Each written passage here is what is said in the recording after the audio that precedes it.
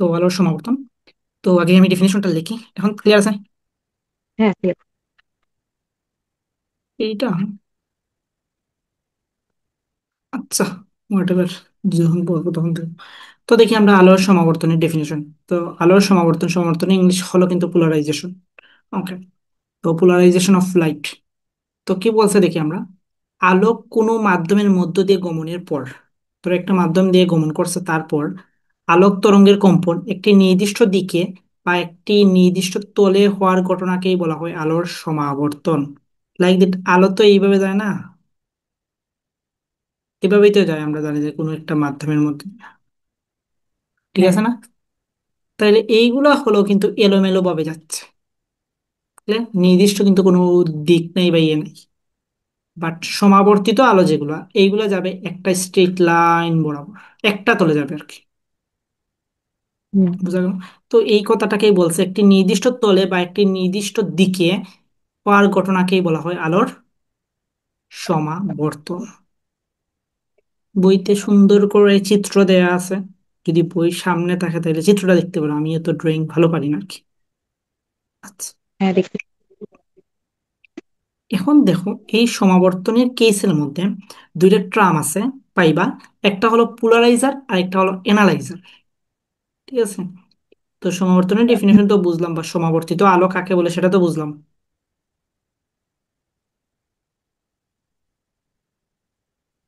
এখন দেখবো হ্যাঁ, আমরা বুঝছি। পোলারাইজার কি আর অ্যানালাইজার কি।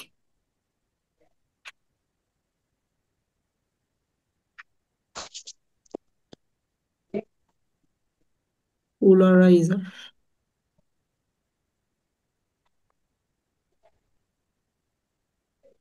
পোলারাইজার যার সাহায্যে আলোর সমাবর্তন ঘটানো হয় তাকে সমবর্তক বা পোলারাইজার বলা হয়। তো পোলারাইজারের সাপেক্ষে আমরা পোলারাইজেশন করি, ঠিক আছে? তাহলে পোলারাইজার মানে পোলারাইজার কি, তার সাহায্য নিয়ে আমরা কি করি, এই সমাবর্তিত আলোটা আমরা পাই। বোঝা গেল? হুম। তার মানে যার সাহায্যে আলোর সমাবর্তন ঘটানো হয় তাকে বলা হয় আমাদের সমাবর্তক বা পোলারাইজার। এখন এনালাইজার কি?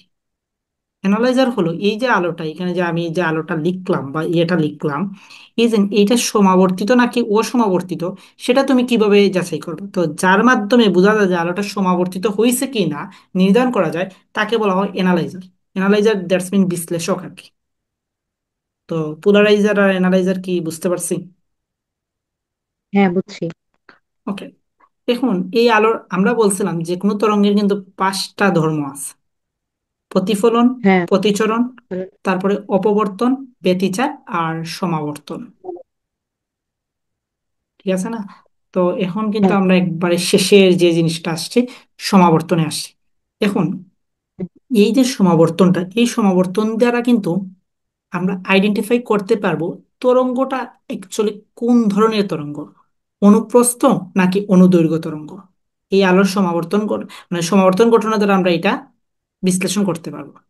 ওকে, সব ধরনের তরঙ্গের কিন্তু সমাবর্তন ঘটে না। বোঝা গেল?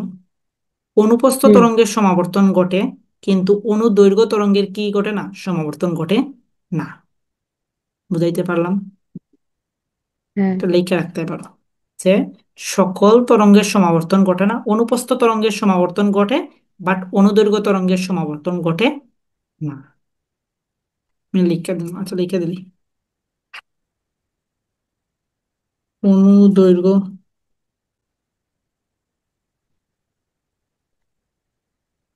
তারপরে তুমি প্রশ্ন করছিলে না যে হাইগেন্সের ওই যে গত দিন ফার্স্ট ক্লাসে মেবি, তো দেখো হাইগেন্সের তরঙ্গ তত্ত্বের সাহায্যে আলোর সমাবর্তন ব্যাখ্যা করা যায় না। ক্লিয়ার? হুম। ওই গতদিন তুমি বলছিলা কি তোমার বইতে লেখা ছিল, তাহলে এইটার আনসার হইল এইটা, হাইগেন্সের তরঙ্গ তত্ত্বের সাহায্যে আলোর সমাবর্তন ব্যাখ্যা করা যায় না।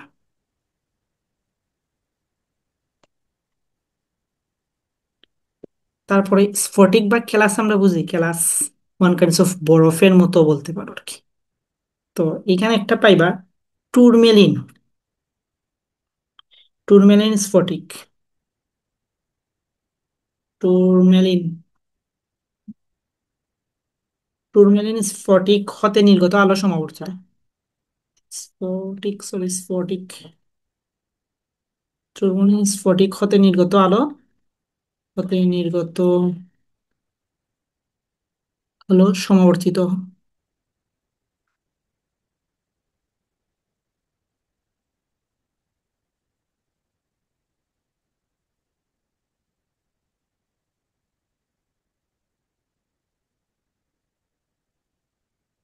তো এগুলো লেখা হয়েছে। হ্যাঁ। ওকে, তাহলে একটা প্রশ্ন করি, দেখি আমরা পারি কিনা।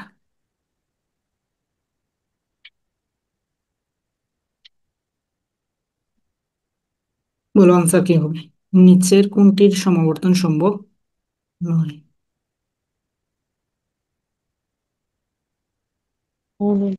তরঙ্গের সংরক্ষণ কিন্তু প্রসেসের হয় না।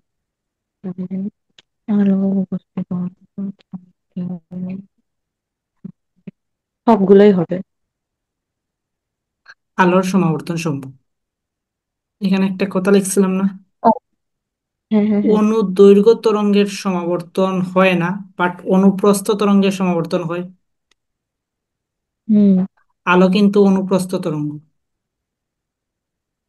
অনুপ্রস্থ তরঙ্গ কাকে বলে? যে তরঙ্গ মাধ্যমের কণার সাথে এইভাবে যায়, 90 ডিগ্রি অ্যাঙ্গেল করে যায়। অনুদৈর্ঘ্য কাকে হ্যাঁ বলে? যে এই যে সংকোচন প্রসারণের মাধ্যমে যায়।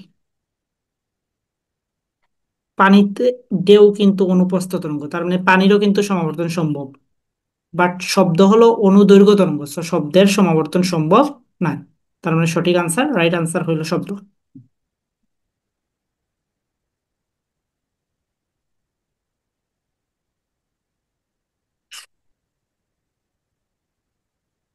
বুঝলাম। হ্যাঁ বুঝছি। কোনো প্রশ্ন? না। ওকে, এখন দেখবো আমরা মেলাস সাহেবের একটা সূত্র আছে, মেলাসের সূত্র।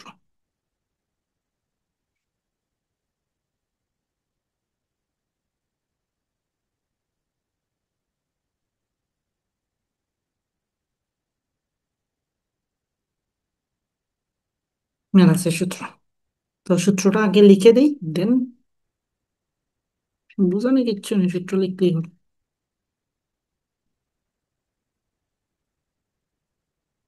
ওকে, তো মেলাস সাহেবের এই ক্ষেত্রে সূত্রটা কি? মেলাস সাহেবের সূত্রটা হলো বিশ্লেষকের মধ্য দিয়ে সমাবর্তিত আলো গমনের ফলে, যেহেতু আমরা আলোটা সমাবর্তিত নাকি অসমাবর্তিত এটা আমরা আইডেন্টিফাই করতে হলে কিন্তু আমাদের এনালাইজার দ্যাটস মিন বিশ্লেষকের মধ্য দিয়ে আলোটাকে পাস করাতে হবে। ঠিক আছে, সো বিশ্লেষকের মধ্য দিয়ে সমাবর্তিত আলো গমনের ফলে এর তীব্রতা, তীব্রতা বা ইন্টেন্সিটি, এই তীব্রতাকে আই দ্বারা ডিফাইন করা হয়, সো বা ডিনোটেড করা হয়। এই তীব্রতাটা বলছে বিশ্লেষক এবং সমাবর্তকের নিঃসরণ তলের মধ্যবর্তী কোণ, ধরলাম থিটা, তাহলে তাদের বর্গের সমানুপাতিক, থিটার কোসাইনের বর্গের সমানুপাতিক, অর্থাৎ আই প্রপোর্শনাল টু কি কস স্কোয়ার থিটা আর কি। এই থিটাটা হলো কি সমাবর্তক এবং বিশ্লেষকের মধ্যবর্তী কোণ।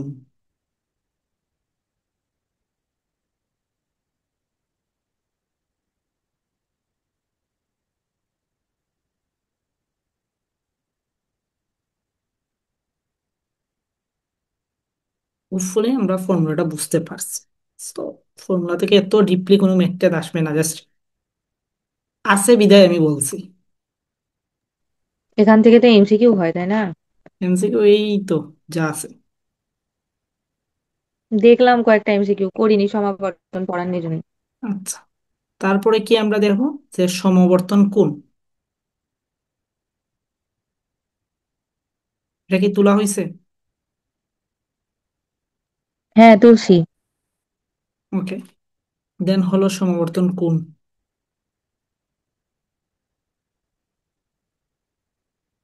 কারণ সমাবর্তন কোণ কাকে বলে? যে কোণে আপতিত হলে, যে কোণে আপতিত হলে প্রতিফলিত রশ্মি সম্পূর্ণরূপে সমাবর্তিত হয়, তাকে সমাবর্তন বা বুস্টার কোণ বলে। বোঝা গেল?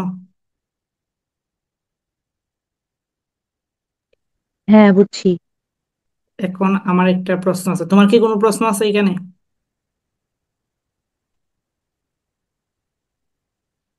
না। আমার একটা প্রশ্ন আছে, বলো কি? তো সমাবর্তন কোনটা, আপতন কোণ নাকি প্রতিফলন কোণ?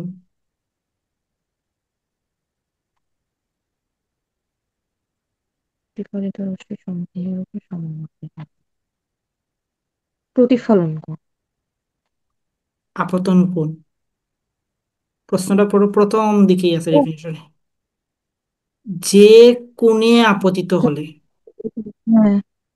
এবং তাকে খাকে যে কোণে আপতিত হয়েছে তাকেই বলা হবে সমাবর্তন বা গুষ্ঠকোণ।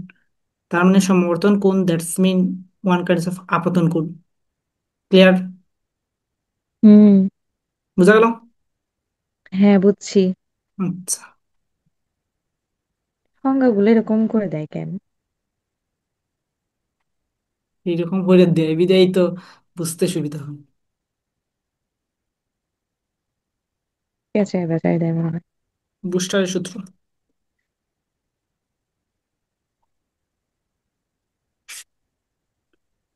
সমাবর্তন কোণের ট্রানজেন্ট।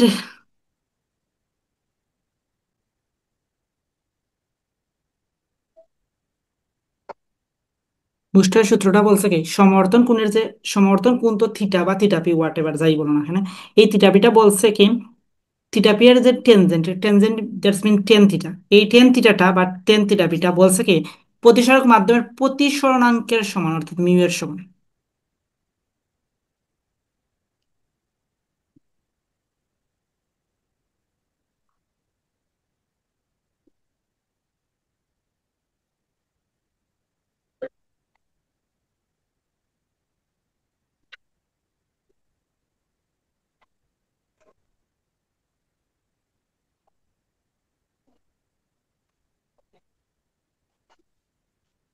কাছের সমাবর্তন কোণ প্রায় 57 ডিগ্রি।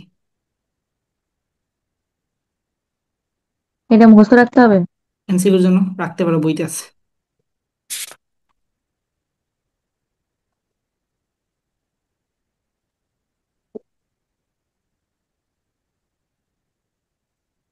প্রতিসরণ কোণ। প্রতিসরণ কোণ নয় তো, সমাবর্তন কোণ কাছের। সমাবর্তন কোণ।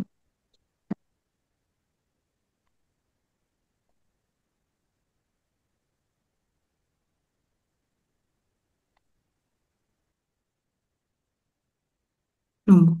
সমাবর্তনে প্রতিফলিত এবং প্রতিসরিত রশ্মি পরস্পর লম্ব হয়।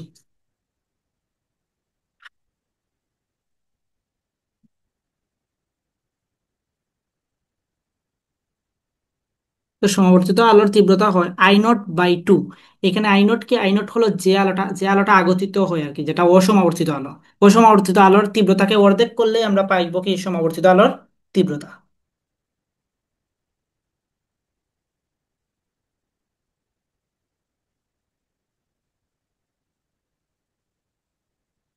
লেখা হয়েছে? হ্যাঁ, হয়েছে। ওকে, তাহলে আমরা এই রিলেটেড ম্যাথ করি।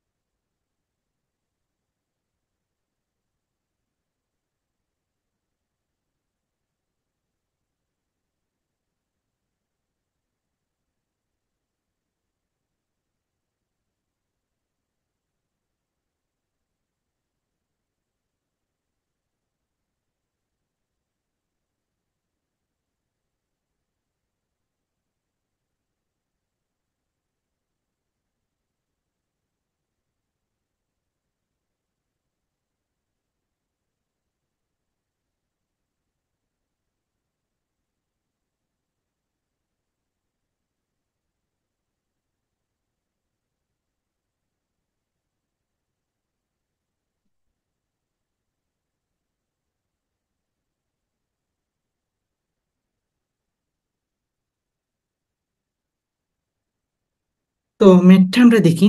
বলছে কি 1.67 প্রতিসরাঙ্ক বিশিষ্ট একটি কাচের প্লেটে আলোক রশ্মি আপতিত হয়। যদি প্রতিফলিত এবং আপতিত রশ্মি একে অপরের সাথে লম্ব হয় তবে আপতন কোণের মান নির্ণয় করো। তার মানে দেখো, এই উক্ত ঘটনার মধ্যে কোনো জায়গায় কি সমাবর্তন কথাটা উল্লেখ আছে? নাই। ঠিক আছে না? তো আমরা বুঝবো নাই। কিভাবে সেটা সমাবর্তনের কেস? একটা হিডেন ক্লু দেওয়া আছে। সেটা কি বলছে, দেখো, প্রতিফলিত ও আপতিত ও আপত্তি। রশ্মি পরস্পরের সাথে লম্ব। ওকে। হ্যাঁ। এরপরে বলছে কি, আমাকে বের করার কথা বলছে আপতন কোণ। ওকে। দেয়া আছে কি একটা প্রতিসরাঙ্ক দেয়া আছে। তো ওই আমরা বুস্টার সাহেবের একটা সূত্র পড়ছিলাম, মনে আছে কি না দেখুন। বুস্টার সাহেবের সূত্রে পড়ছিলাম মিউ সমান টেন থিটা পি। ঠিক আছে না? হ্যাঁ। তো এই যে আমি বলছিলাম এখানে থিটা পি মানে সমাবর্তন কোণ, কি বলছিলাম আপতন কোণ। তার মানে তোমাকে এইখানে হুম। থিটা পিটাই বের করার কথা বলছে। আর প্রতিফলন এবং প্রতিসরিত রশ্মি লম্ব হয়। তার মানে এইটা বোঝাই গেল সমাবর্তনের বুস্টারের সূত্রটা। হ্যাঁ।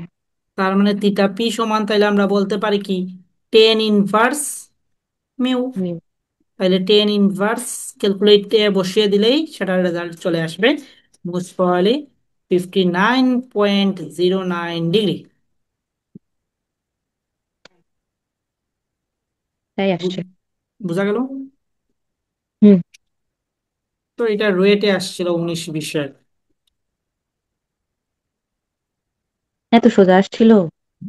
চলে আসছিল। কঠিন আসার কথা নাকি?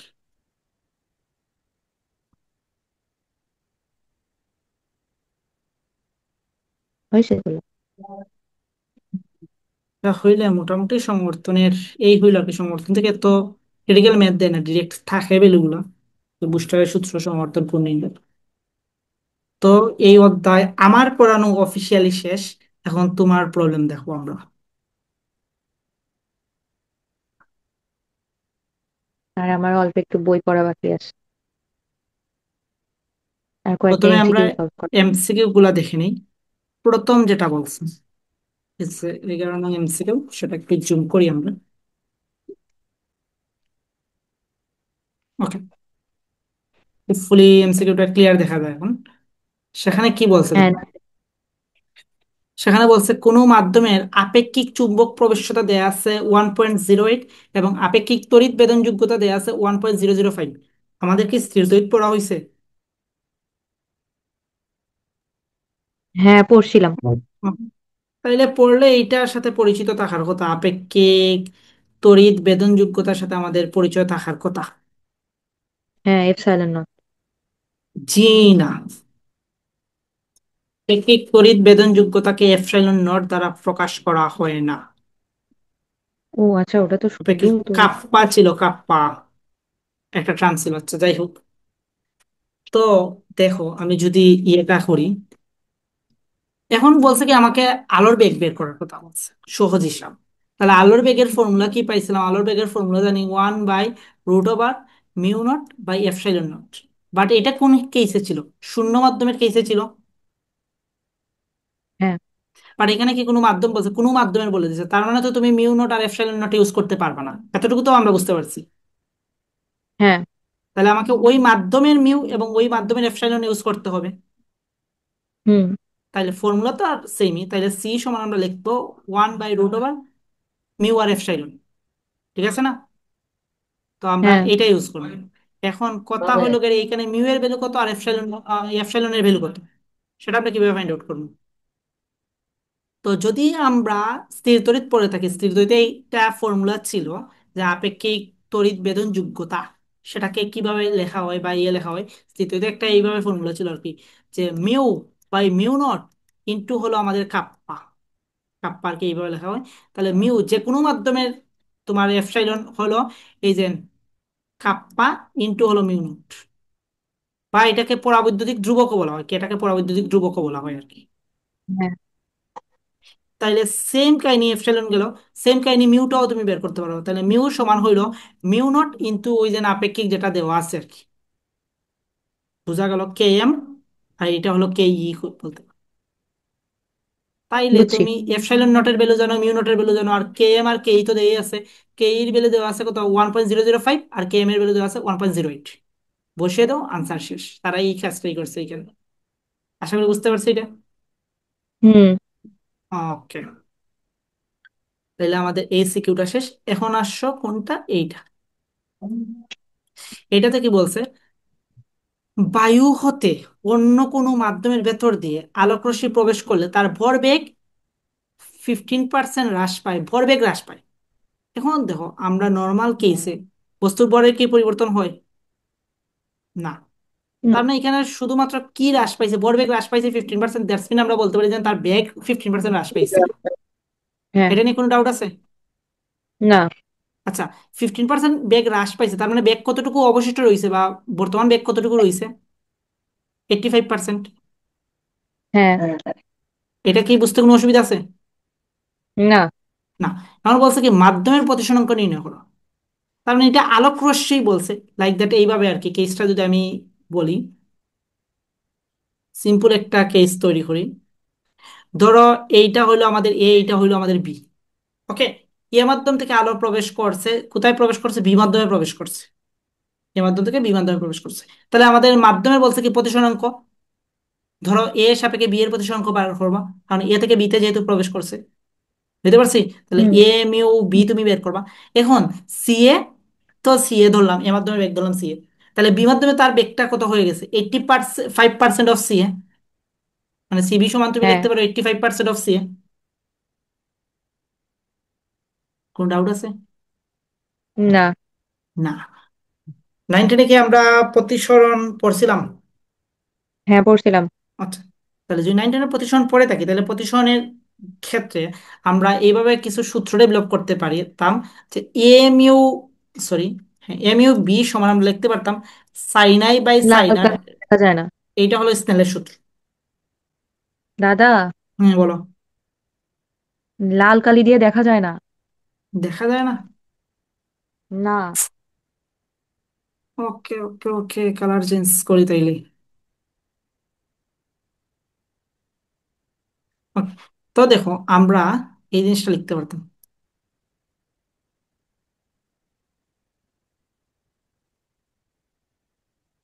এম ইউ বি সমান আমরা 9 টেনে দেখছিলাম সাইন আই বাই হইলো সাইন আর।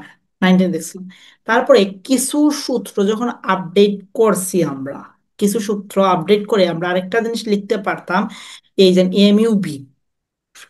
ঠিক আছে, এম ইউ বি সমান লিখতে পারতাম, দেখো, আমরা মিউ বি বাই হলো মিউ এ। তারপরে আমরা এই ঘটনাটাকে আবার লিখতে পারতাম, বেগ দ্বারা লিখতে পারতাম। বেগ দ্বারা আমরা কিভাবে লিখতে পারতাম? বেগ দ্বারা আমরা লিখতে পারতাম এইভাবে, যে সি এ বাই হইল সিবি। তার মানে এম ইউ বি সমান আমরা লিখতে পারি সি এ বাই সিবি।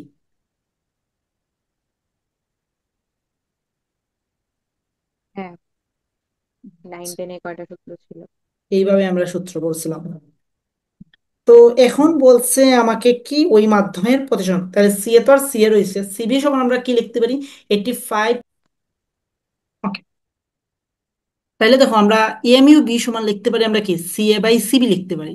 তাহলে সি এর ভ্যালু তো আর সি এ রইলই, আর সিবির ভ্যালু আমরা লিখতে পারি 85% অফ সি। তার মানে আমরা এখানে যদি বসাই আমরা এম ইউ বি, তাহলে এখানে আলটিমেটলি আসবে 1/0.85। আমি কি ভুল কোনো কিছু লিখছি? 1/0.85। না, ঠিক আছে। তাহলে 1/0.85 পড়ো, আনসার চলে আসবে। বুঝছো এটা? হ্যাঁ, বুঝছি। 33 বুঝলে তো 34ও বোঝার কথা ছিল।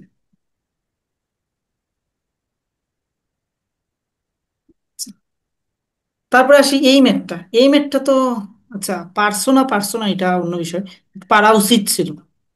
কি বলছে দেখো, বলছে কি এক ইয়ঙ্গের দ্বিচির পরীক্ষায় দুইটি তরঙ্গের উপরিপাতনের ফলে, ইয়ঙ্গের দ্বিচির পরীক্ষায় দুইটি তরঙ্গের উপরিপাতনের ফলে কোনো বিন্দুতে অন্ধকার ডোরার উৎপন্ন হয়, ওই বিন্দুতে তরঙ্গদ্বয়ের মধ্যে দশা পার্থক্য নিম্নরূপ।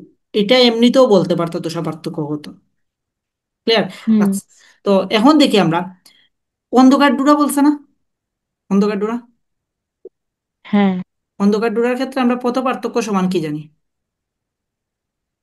টু টোয়েল N N plus plus one. One lambda by lambda by two. 2। আচ্ছা, তাইলে এটা পথ পার্থক্য জানে, এখন আমাকে কি বলছে? দশা পার্থক্য বের করার জন্য। ঠিক আছে না? 5 তাহলে পথ পার্থক্য এবং দশা পার্থক্য একটা রিলেশনশিপ জানি না? Twice 5 by lambda into delta পথ সমান আমরা জানি পার্থক্য। কি 2 pi by lambda into lambda. Del x. দশা পার্থক্য হ্যাঁ। Is equal to pi by lambda into del x. Okay fine, তাহলে 2 পাই বাই ল্যামডা রাখলাম। আর এটার ভ্যালু কত জানি আমরা, 2n+1 ল্যামডা বাই 2। তার মানে ল্যামডা ল্যামডা কাটা, 2a কাটা। তার মানে আমরা লিখতে পারি কি, 2n পাই প্লাস পাই, লিখতে পারি না? হ্যাঁ, তাহলে এখন আনসার কি আমাদের, 2n পাই প্লাস পাই। এটা পারতাম, মাথা কাজ করেনি এই সময়। ঠিক আছে, 2n পাই প্লাস পাই। আর কি কোনো এমসিকিউ আছে? হ্যাঁ, এই এমসিকিউটা, এই এমসিকিউ অনেকগুলাই আসছে, এগুলা বুয়েটও আসছে, এডমিশনেও আসছে এমসিকিউ গুলো, যে বিস্তার রিলেটেড এবং তীব্রতা রিলেটেড।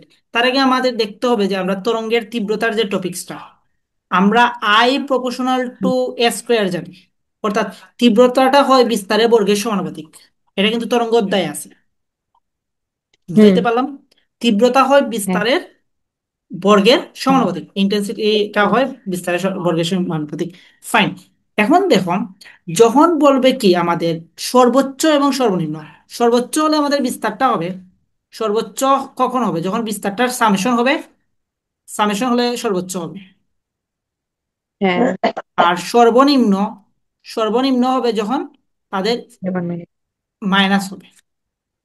ক্লিয়ার? সর্বোচ্চ এবং সর্বনিম্ন, বোঝা গেল? হ্যাঁ। তাইলে এখন আমরা এই ম্যাথটা সলভ করি, তাইলেই তো হয়ে যাবে। আমাকে কি বলছে দেখো, উপরিপাতিত দুটি তরঙ্গের বিস্তারের অনুপাত দেওয়া আছে কত, সর্বোচ্চ এবং সর্বনিম্ন তীব্রতার অনুপাত কত। ফাইন, তাইলে তোমাকে বিস্তারের অনুপাত দেওয়া আছে কত, 2:1। তাইলে a2/a1 বা a1/a2, হোয়াট এভার যাই বলো না কেন, ইটস ডাজন্ট ম্যাটার। তাহলে 2/1, তাইলে এখন আমরা সর্বোচ্চ পাইতে হলে কি করতে হবে, a+a1+a2, সর্বনিম্ন পাইতে হলে a1 - a2। ঠিক আছে না? তাহলে 2+1 মানে কত, 3। আর 2 - 1 মানে কত, 1। তাহলে এটা পাইছো কি তুমি, বিস্তারের অনুপাত পাইছো, সর্বোচ্চ বিস্তার এবং সর্বনিম্ন বিস্তারের অনুপাত। বাট আমাকে বলছে কি তীব্রতার অনুপাত। তাহলে আমরা জানি কি,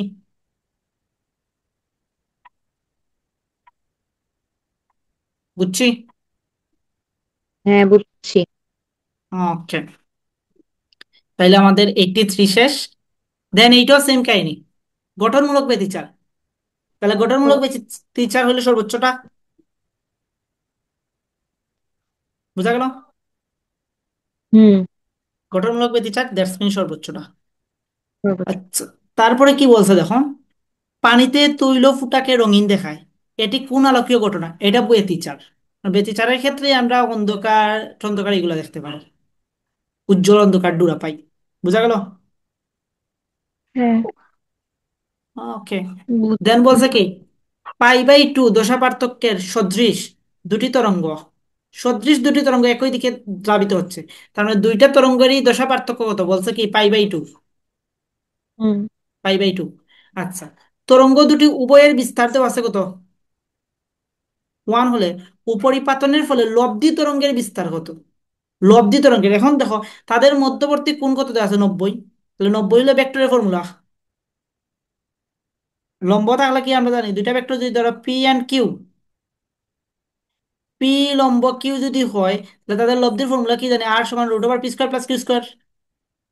হ্যাঁ, তাহলে এটাই ইউজ করছে, 1+1 দ্যাটস √2। বুঝছি। আচ্ছা, তাইলে আমাদের এমসিকিউ শেষ, চলুন আমরা সিকিউ। এটার কথা বলছিলা, ঘ না ঘ না তিনটাই, দুইটাই? সরি না। ওকে, কি বলছে দেখি, আমরা উদ্দীপকটাই পড়া একটু ট্রাই করি। ইয়ংয়ের দ্বিচির পরীক্ষণে পর্দার লম্ব দূরত্ব চিরদ্বয়ের দূরত্বের কি বলছে, 50 গুণ। 50। আচ্ছা, পর্দার লম্ব দূরত্ব, দ্বিচির পরীক্ষণে পর্দার লম্ব দূরত্ব, তাইলে আমরা যদি ধরো এইটা হইলো, এই যে এইদিকে যেটা আছে, এটা হইলো পর্দার দূরত্ব, ক্যাপিটাল ডি হলো পর্দার দূরত্ব। আর এইটা হইলো আমাদের চিরদ্বয়ের মধ্যবর্তী দূরত্ব, স্মল ডি। ক্লিয়ার? তাহলে ক্যাপিটাল ডিটা বলছে কি আমাদের স্মল ডির 50 গুণ। বোঝা গেল প্রথম স্টেপের যে হুম। ডাটা? তারপরে কি বলছে, প্রথম পরীক্ষণে লাল এবং নীল আলো দ্বারা বর্ণালী পৃথকভাবে পর্যবেক্ষণ করা হলো। নীল এবং লাল আলোর তরঙ্গ দৈর্ঘ্য, তাহলে এখানে দুইটা আলোর তরঙ্গ দৈর্ঘ্য দেয়াই আছে, গিভেন দেওয়া আছে। কথা কি বোঝা বুঝছি গেল? এটা এখন। পারবো। তাহলে তো আর বাকি সব ডাটাই দেওয়া আছে। আমার বলছে কি হ্যাঁ, তৃতীয় উজ্জ্বল ডুরার, তার মানে এন এর মান কত আমাদের 3। তৃতীয় উজ্জ্বল ডুরার দূরত্ব কত, ওই যে এক্স এন সমান হলো কি n lambda D by small d. তাহলে এন এর মান 3, ল্যামডার মান, এটা কি বলছে লালের ক্ষেত্রে তরঙ্গ দৈর্ঘ্য কত 7000 অ্যাংস্ট্রম দেওয়া আছে, তার মানে 7000 ইন্টু 10 টেন। বুঝতে পারছি এটা? হ্যাঁ, আচ্ছা, পারবো, দুটাই পারবো। গ দুটাই ঘ পারবো, দুটাই পারবো। তাহলে আর বাদ, এটা বাদ। তাহলে এখন আমরা উপরের দিকে উঠি। তারপরে দেখি আমরা এখানে কি বলছে, ঘতে কি বলছে, পদার্থবিজ্ঞান ল্যাবের ইয়ংয়ের দিচির পরীক্ষায় এক বর্ণী এত তরঙ্গ দৈর্ঘ্য, আচ্ছা তরঙ্গ দৈর্ঘ্য দেয়া আছে আমাদের 5890 অ্যাংস্ট্রম। আচ্ছা, তরঙ্গ দৈর্ঘ্যের আলোক উৎস চিরদ্বয় দেওয়া আছে, চিরদ্বয়ের ব্যবধান দেওয়া আছে, মানে স্মল ডি দেওয়া আছে আমাদের কত 0.8 মিলিমিটার। আচ্ছা, পর্দা এবং চির হতে দূরত্ব ক্যাপিটাল ডি দেওয়া আছে আমাদের কত 1 মিটার। তারপরে কি বলছে, রিমা পর্দাকে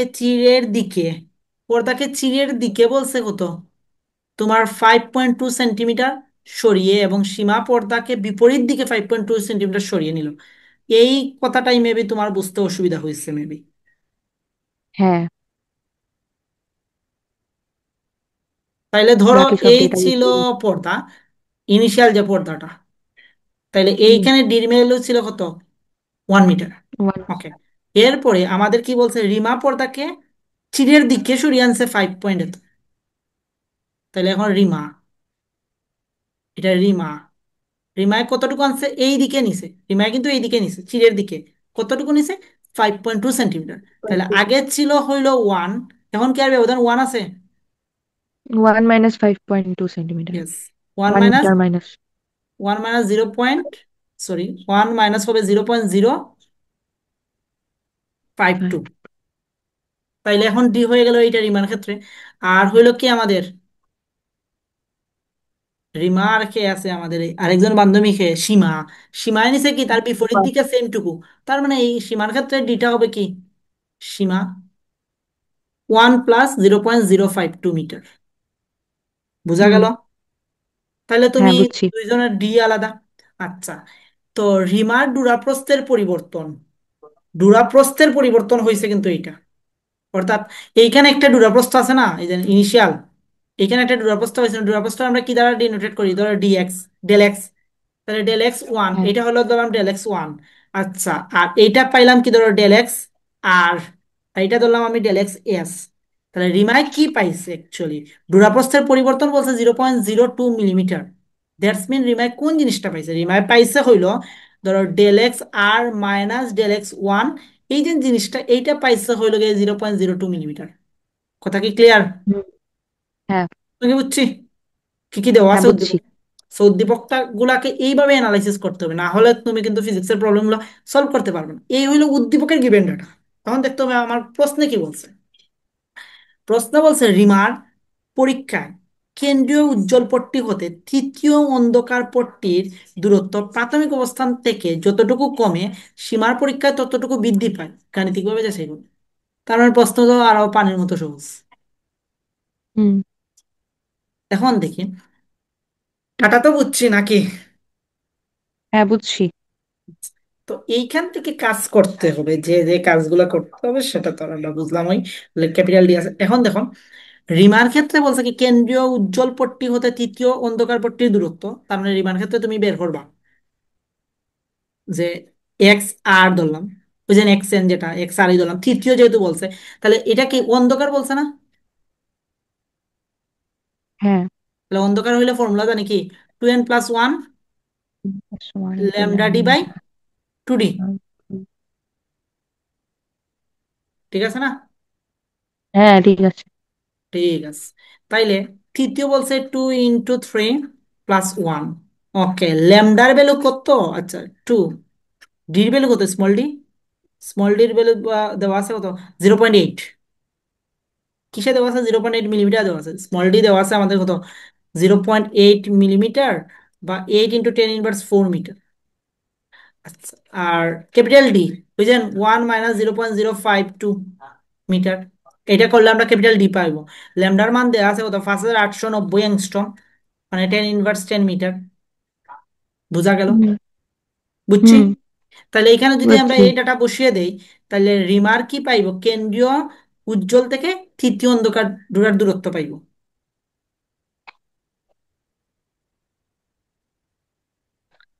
ঠিক আছে না? আর প্রাথমিক হ্যাঁ। অবস্থায় আরেকটা যে দূরত্ব, এইটাও বের করবা। xn+1, এটা x3 ধরলাম আর কি, প্রাথমিক অবস্থা, এটা ইনিশিয়াল। এই যে পরিবর্তন ছাড়া আর কি, ইনিশিয়াল। xn1 λd/2d। এই ক্ষেত্রে আমাদের ডি এর ভ্যালু হলো কিন্তু 1 মিটার, আর বাকি সবগুলো ঠিক আছে। বুঝাইতে পারলাম? বুঝছি। আচ্ছা, এরপরে হইলো কিন্তু সীমার ক্ষেত্রে। সীমার ক্ষেত্রে সেম বের করবা, এক্স। এক্ষেত্রে ডির ভ্যালু হইলো আচ্ছা কত? রাজা, হুম। অ্যান্সার শিটে এই এক্স এর মান 2n-1 কেন দেয়? আমি তোমাকে যেটা বলছি সেটাই করবা, 2n+1 দ্বারা করবা। আচ্ছা। ঠিক আছে? 2n-1 দ্বারা দিলে তুমি প্রথম টুটাকে জিরো কাউন্ট করতে পারবে না, এখানে জিরো থেকে কাউন্ট করবা, কেন্দ্রীয় চরণটাকে আমরা জিরো ধরে কাউন্ট করছি। বুঝতে পারছি? হুম। আচ্ছা, তাহলে এক্স এস সমান আমরা এটা লিখতে পারি এখন, সীমার ক্ষেত্রে তুমি এক্স এস বের করবা। বুঝতে পারছি?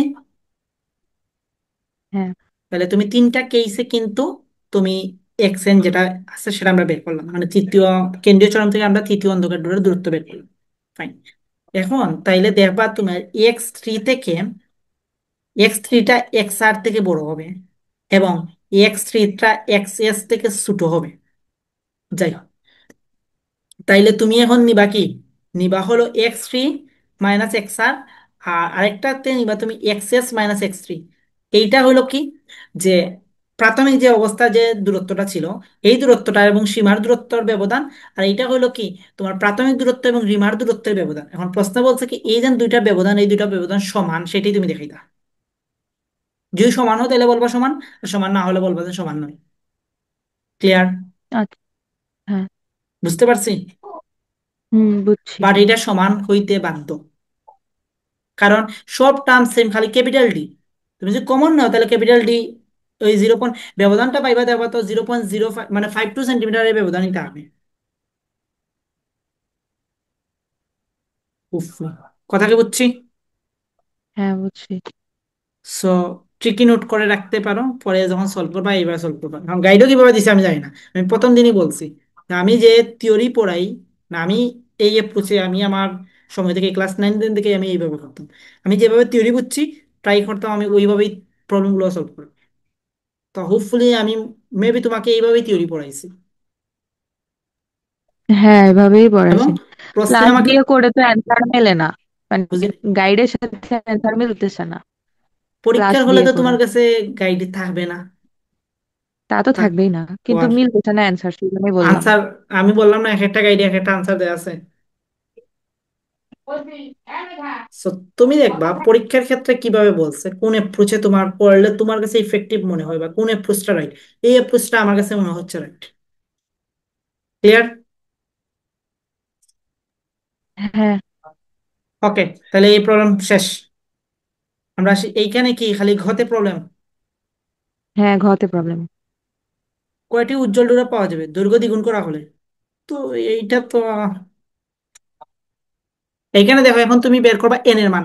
চির দুটির মধ্যবর্তী দূরত্ব ব্যবহৃত আলোর তরঙ্গ, চির দুটির মধ্যবর্তী দূরত্ব ব্যবহৃত আলোর তরঙ্গ দৈর্ঘ্যের দ্বিগুণ হলে।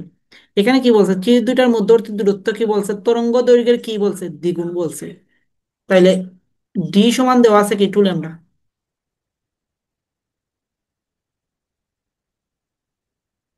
তাহলে ডি সমান দেওয়া আছে আমাদের 2λ, তাহলে তো আর বাকিগুলা তুমি বের করে ফেলো। এখন ক্যাপিটাল ডি তো দেওয়া আছে আমাদের প্রশ্নে 1 মিটার, আর তো কোনো কিছু বলে নাই। আর ল্যামডা তো দেওয়া আছে আমাদের 6000 অ্যাংস্ট্রম, 6000 × 10⁻10 মিটার।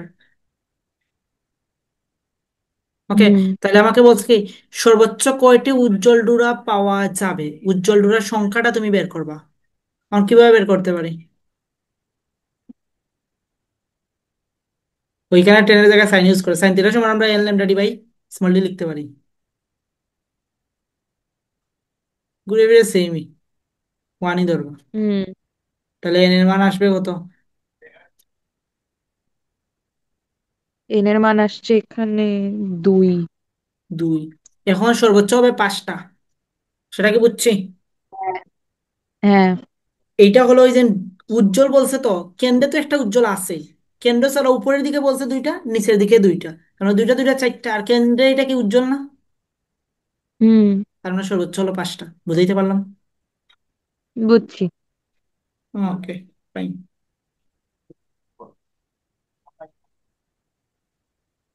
সো এই যে আমি বলছিলাম যে ডিরিচলেট যে ফর্মুলা যেটা আছে, ডেরিভেশন ডেরিভেশন পড়লে কিন্তু এই টাইপের প্রশ্ন গুলা সলভ করতে পারবো। দেখো শুধু ফর্মুলা দিয়ে কিন্তু প্রবলেম সলভ করা যায় না। হুম। Okay, এটা কি ঘ নাকি গ? সি নাকি ডি? কি? ডি। আচ্ছা, কি বলছে করবো কি ওটার কথা? নির্দিষ্ট তরঙ্গের আলো হতো। আচ্ছা, তৃতীয় ক্রমের অবমগুলির মধ্যবর্তী কৌণিক দূরত্ব এত পাওয়া গেল। অবমগুলির বলছে না, গুলির মধ্যবর্তী কৌণিক দূরত্ব এটা পাওয়া গেল। দ্যাটস মিন এখানে 2θ দেওয়া আছে, 2θ সমান হইলো হুম। 34.26। তার মানে থিটা সমান কত, এটাকে 2 দ্বারা ভাগ করলে যেটা থাকে সেটা হলো আমাদের থিটা। বাট এটা কার জন্য? তৃতীয় ক্রমের জন্য, দ্যাটস মিন তুমি θ3ও বলতে পারো। ওকে। আর লেন্স হতে পর্দার দূরত্ব দেওয়া আছে 150 মিটার, মানে ক্যাপিটাল ডি সমান দেওয়া আছে আমাদের 1.5 মিটার। আচ্ছা, চিরের প্রস্থ দেওয়া আছে, মানে স্মল ডি দেওয়া আছে এইটা। আচ্ছা, এখন বলছে কি যে উদ্দীপকের চিরে 6000 অ্যাংস্ট্রম তরঙ্গ দৈর্ঘ্যের আলো ফেললে কেন্দ্রীয় চরমের উভয় পাশে দ্বিতীয় ক্রমের অবম এবং চরমের কৌণিক দূরত্বের পার্থক্য, এবং তৃতীয় ক্রমের অবম এবং চরমের কৌণিক দূরত্বের পার্থক্য একই হবে কিনা বিশ্লেষণ করুন। তার মানে প্রশ্নটা সেম প্যাটার্নেরই, বাট ই আর কি। তাইলে এখন তোমাকে বের করতে হবে, সবকিছু তো দেওয়া আছে, এম আই রাইট? হ্যাঁ। আচ্ছা, তাইলে এখন বলছে কি কেন্দ্রীয় চরমের অপবর্তন সৃষ্টি করা যায়। এটা কিন্তু দেখো অপবর্তনের কাহিনী কিন্তু, বুঝছি। এখানে এখন অপবর্তনের সূত্র হুম। অ্যাপ্লাই করতে হবে, কারণ এখানে তোমাকে ব্যতিচারও বলে নাই, বা তোমার অপবর্তন জালরও বলে নাই, বা পট্টিও বলে নাই। বুঝতে পারছি? তার মানে আমাদের ল্যামডার মান হ্যাঁ। দেওয়া আছে, ইয়ে দেওয়া আছে, যাই দেওয়া আছে, থিটার মান দেওয়া আছে, বাট থিটার মানটা দেয়া নাই। দেওয়া আছে কার জন্য? তৃতীয়ের জন্য। এই যে থিটা হ্যাঁ। থ্রিটা দেওয়া আছে তৃতীয় অবমের জন্য, এটা তৃতীয় অবমের জন্য 24.2652, এটা তৃতীয় অবমের দেওয়া আছে। বাট আমার লাগবে কি দ্বিতীয় অবম এবং দ্বিতীয় চরমে, আর একটা লাগবে কি তৃতীয় চরমে। তাইলে এখন ডাটাগুলো যেহেতু দেয়া আছে, সেহেতু আমরা কিভাবে বের করতে পারি? এই দেখুন, আমরা ফর্মুলা জানি কি, যদি অবম হয় অপবর্তনের ক্ষেত্রে, অবম হলে ডি সাইন থিটা, তখন আমরা জানি কি এন ল্যামডা। বুঝাইতে পারলাম? এটা কিন্তু অপবর্তনের ক্ষেত্রে, যেহেতু অপবর্তন বলছে। বুঝা গেল? হুম। তাহলে এখান থেকে তুমি থিটা বের করে ফেলবা, যে এন এর মান 2 বসাবা, একবার এন এর মান 3 বসাবা। তাইলে অবমান ক্ষেত্রে না, 3 বসানো লাগবে না, কারণ 3 তো আর দেওয়া আছে। আবার চরমের ক্ষেত্রে আমরা লিখতে পারি কি ডি সাইন থিটা 2n+1 λ/2। এখন এইখানে এন এর মান একবার বসাবা 2, একবার বসাবা 3। 2 বসালে আসবে দ্বিতীয় চরমে, আর 3 বসালে আসবে আমাদের কি তৃতীয় চরমে। দেন ডিফারেন্স বের করবা, শেষ আনসার। হুম। বুঝাইতে পারছি? বুঝছি। তো এটা না পারলা না কেন? ওই যে প্রশ্নের সাইজটাও বড় ছিল, কেমন কেমন ভাষা, ওটা দেখে মাথা ঘুরছে। ওকে, দেওয়া আছে কি দেখি এটা বাইবা। পারি না, পারি না। এটা পারি নাই, ঘ নাম্বারটা। হুম। তো পরীক্ষাটি গ্লিসারিনে সম্পূর্ণ করলে দুরবস্থার কোনো পরিবর্তন হবে কিনা? কোনো কিছুই না। গ্লিসারিনে কোর্স অফ প্রতিসরাঙ্ক দেওয়া আছে, গ্লিসারিনে করলে আলোর বেগটা চেঞ্জ হবে বা তরঙ্গ দৈর্ঘ্যটা চেঞ্জ হবে। তরঙ্গ দৈর্ঘ্য দেওয়া আছে না, এটা কোন মাধ্যমে তরঙ্গ দৈর্ঘ্য দেওয়া আছে? বায়ু মাধ্যমে তরঙ্গ দৈর্ঘ্য দেওয়া আছে। হ্যাঁ। বাট গ্লিসারিনে করলে তরঙ্গ দৈর্ঘ্য চেঞ্জ হবে না। হ্যাঁ। ওকে, তাহলে ওই গ্লিসারিনের মধ্যে তোমার কি হবে সেটাই তো বের করবা। তাহলে ওই যে আগে যে এরকম আমরা মিউ এর ফর্মুলা দিছিলাম, মিউ এ, সরি ইউরোটা,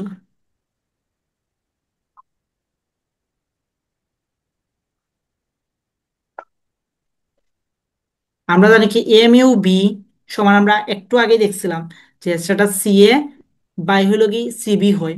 দেন এইখান থেকেই বলতে পারি যে ল্যামডা এ বাই হলো ল্যামডা বি। বুঝা গেল? হুম। তাহলে গ্লিসারিনের দেওয়া আছে না, তাহলে গ্লিসারিনের ইংলিশ কি, জি ধরলাম। ওকে, তাহলে জি এ মানে সমান হবে কি ল্যামডা এ বাই হলো গিয়ে ল্যামডা জি। তার মানে তুমি ল্যামডা জিটা বের করবো, ল্যামডা এ বাই হলো গিয়ে মিউ জি। 1.46, আর এটা দেওয়া আছে কত, 5400। এইটা হলে গ্লিসারিনের তোমার তরঙ্গ দৈর্ঘ্যটা বের হয়ে যাবে। আর তো বাকি সব কিছুই ঠিক আছে, ডুয়াল প্রস্থ ফর্মুলা অ্যাপ্লাই করে শেষ। বুঝতে পারছি? হ্যাঁ, কিন্তু ওটা কত- 5400 × 10⁻10 হতো না? হ্যাঁ, আমি তো এইগুলো মিলিমিটার রাখছি, তুমি তো ইউনিট, সরি অ্যাংস্ট্রমে রাখছো, তুমি তো ইউনিট কারেকশন করে দিবা। আমি জাস্ট বের করার প্রসেসটা দেখে নিলাম। আচ্ছা, ঠিক আছে। বুঝা গেল? হুম, বেশ। বুঝছি। তো এখন প্রথমে এই একবার বাই, নিয়মেরই কতগুলো অঙ্ক ছিল? পাঁচ হ্যাঁ সাতটা অঙ্ক এই নিয়মেরই ছিল শুধু। হ্যাঁ, ওই জন্য আমি বললাম না প্রতিসরণ অঙ্কটা।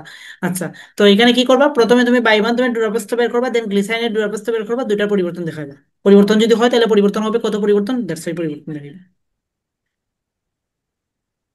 আচ্ছা, দেন হইলো এইটাও মনে হয় সেম প্রবলেম নাকি? না, এই তো সেম প্রবলেম। তলের মধ্যে ডুবাইছে, হুম। তার মানে তরঙ্গ দৈর্ঘ্যটা চেঞ্জ হয়েছে বা আলোর বেগটা চেঞ্জ হয়েছে। আচ্ছা, হ্যাঁ। উদ্দীপকে আলো উৎসের পরিবর্তনের সাথে সাথে পর্দায় একটি নির্দিষ্ট অবস্থায় ডোরার ক্রমের সংখ্যা বাড়বে নাকি? উৎসের যেহেতু পরিবর্তন করছো, আলোর যে উৎসটা, ঠিক আছে, হুম। দেখো 400 ন্যানোমিটারের পরিবর্তে তুমি, সরি 500 ন্যানোমিটার, পরবর্তীতে 500 এবং 400 ন্যানোমিটার তরঙ্গ দৈর্ঘ্যে আলোর ইয়ে করছো। প্রথমে তো তুমি 600 ন্যানোমিটার নিয়ে এক্সপেরিমেন্ট করছো, ঠিক আছে না? হ্যাঁ। আর পরবর্তীতে তুমি ইনক্লুড করছো 500 ন্যানোমিটার একবার, আর একবার করছো কি 400 ন্যানোমিটার। তার মানে এখানে তুমি দুইটা পরিবর্তন করছো। এখন পরিবর্তন করো নির্দিষ্ট অবস্থান, নির্দিষ্ট অবস্থানে উজ্জ্বল ডুরার ক্রম সংখ্যা বাড়বে না কমবে, ব্যাখ্যা করো। নির্দিষ্ট অবস্থান বলতে কি, ওই যে আগে যে অবস্থানটা তুমি ধরছিল, এই হুম। যে প্রথম, এখন ডুরার ক্রম সংখ্যা বাড়বে নাকি কমবে সেটা তুমি আইডেন্টিফাই করো। বুঝাইতে পারলাম?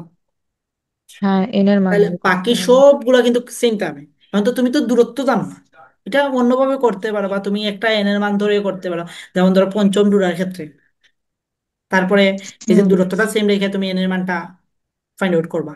বা এটা অন্যভাবে করা যায়, দেখো আমরা জানি কি, উজ্জ্বলের ক্ষেত্রে তো বলছে, তাহলে দেখো এক্স এন সমান আমরা জানি কি, এন ল্যামডা ডি বাই কি, স্মল ডি। তার হ্যাঁ। মানে আমাকে প্রশ্নে বলছে কি যে নির্দিষ্ট অবস্থান, তার মানে অবস্থান নির্দিষ্ট মানে কি, যে এক্স এন এর ভ্যালুটা ফিক্সড, ঠিক আছে না? হুম। চেঞ্জ নাই। স্মল ডি ও কোনো চেঞ্জ নাই, ক্যাপিটাল ডিরও কোনো চেঞ্জ নাই। চেঞ্জ শুধু ল্যামডা আর এন, এই দুটোই তো চেঞ্জ নাকি? হ্যাঁ। তার মানে আমরা বলতে পারি দেখো, N lambda is proportional to constant, constant, ঠিক আছে না? হ্যাঁ। বা আমরা বলতে পারি এন প্রপোর্শনাল টু 1/λ। অর্থাৎ তরঙ্গ দৈর্ঘ্য বাড়াইলে ডুরা সংখ্যাটা কমবে, আর তরঙ্গ দৈর্ঘ্য কমলে ডুরা সংখ্যাটা বাড়বে, ডুরা সংখ্যাটা বাড়বে। তাহলে যখন তুমি 500 ন্যানোমিটার করছো, তার মানে পূর্বের তুলনায় নির্দিষ্ট অবস্থানে ডুরা সংখ্যা কমবে নাকি বাড়বে? উৎসের পরিবর্তনের সাথে সাথে পর্দার একটি নির্দিষ্ট অবস্থান, তার মানে 500 ন্যানোমিটারের ক্ষেত্রে ডুরা সংখ্যাটা বাড়বে, এবং 400 ন্যানোমিটারের ক্ষেত্রে ডুরা সংখ্যাটা আরো বেশি বাড়বে। হ্যাঁ। হ্যাঁ। বুঝা গেল? হ্যাঁ, বুঝছি। এবং কত গুণ বাড়বে এখান থেকে তুমি করতে পারো, যেমন ধরো n1/n2, দেন হইলো আমাদের λ2/λ1, এই রেশিও দিয়ে তুমি করে ফেলতে পারো কত গুণ বাড়বে। হুম। এটা একটা অ্যাপ্রোচ। আরেকটা অ্যাপ্রোচ ধরতে পারো, ধরো প্রথম যে স্বাভাবিক যে অবস্থা আছে 600 ন্যানোমিটার, এখান থেকে ধরো তুমি দ্বিতীয় তৃতীয় হোয়াট এভার তোমার ইচ্ছা মতো তুমি একটা এন ধরে তুমি এক্স এন এর ভ্যালুটা বের করে ফেলো। দেন পরে দেন 400 এবং 500 আছে, এটার ক্ষেত্রে এক্স এন এর ভ্যালু সেম রেখে তুমি এন এর মানটা বের করে ফেলো। দুইটা অ্যাপ্রোচে করতে পারো। বুঝতে পারছি? একটা হলো অ্যাজাম্পশন অ্যাপ্রোচ, আর একটা হলো এই যে সমানুপাতিক ব্যস্তানুপাতিক অ্যাপ্রোচ, তোমার ইচ্ছা। বুঝছি। এরপরেরটা তৃতীয় উজ্জ্বল, আচ্ছা নীল পর্দা, এটা তো করাইলাম নাকি, প্রথম পরীক্ষণে ডোরার প্রস্থের সমান নীল ডোরার পর্দা দেখতে হলে, এটা তো করাইছি নাকি? হ্যাঁ, এটা করাইছেন। ওকে, তাহলে তো আর প্রবলেম নাই। আর কি প্রবলেম আছে?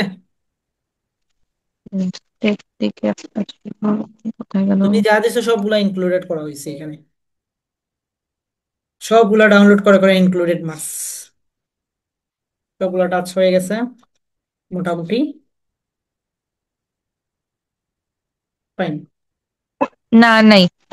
ওকে, তাইলে আমাদের এই অধ্যায়টার শুভ সমাপ্তি ঘটে ফেলল। মাত্র 4টা ক্লাসে আরেকটা আমাদের এই সমাপ্তি। আরেকটা সমস্যা ছিল, ক্যালকুলেশন মিলতেছে না।